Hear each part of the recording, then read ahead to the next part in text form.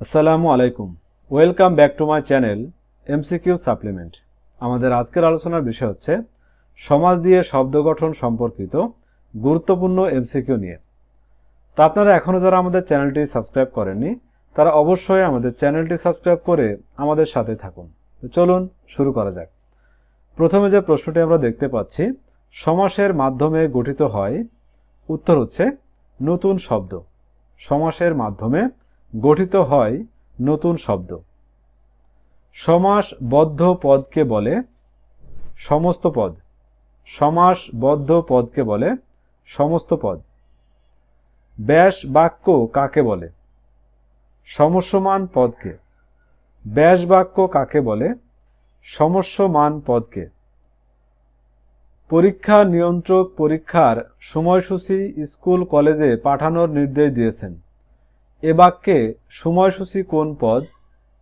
সমস্ত পদ। পরীক্ষা নিয়ন্ত্রক পরীক্ষার সময়সূচি স্কুল কলেজে পাঠানোর নির্দেশ দিয়েছেন। এ বাক্যে সময়সূচি কোন পদ? সমস্ত পদ। অর্থের প্রাধান্যের ভিত্তিতে বাংলা সমাস কত প্রকার? 4 প্রকার। অর্থের প্রাধান্যের ভিত্তিতে বাংলা সমাস কত প্রকার? 4 প্রকার। নিচের কোনটি দ্বন্দ্ব সমাসের উদাহরণ? 9-6। নিচের কোনটি দ্বন্দ্ব সমাসের উদাহরণ? 9-6। নিচের কোনটি কর্মধারয় সমাসের উদাহরণ? হাত ঘড়ি। নিচের কোনটি কর্মধারয় সমাসের উদাহরণ? হাত ঘড়ি। নিচের কোনটির ব্যাসবাক্যে যে যোগ রয়েছে?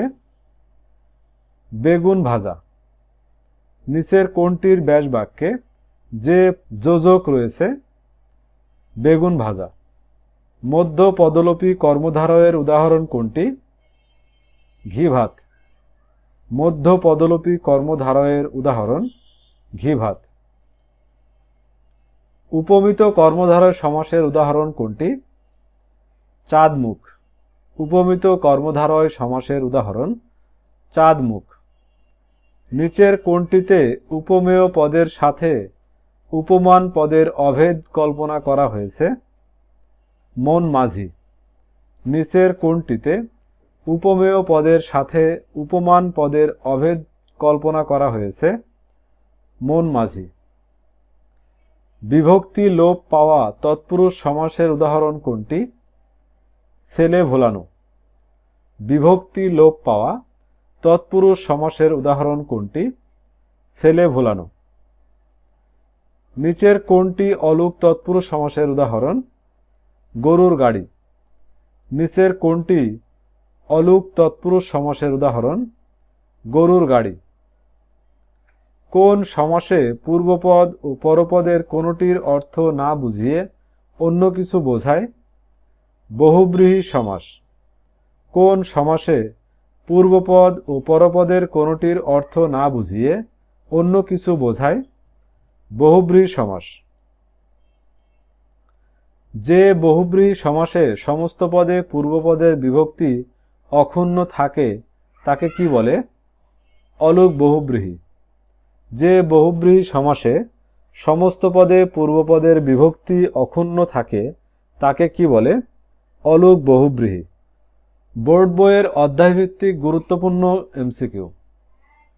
যেসব পদ দিয়ে সমাস হয় সেগুলোকে বলে সমস্যমান পদ।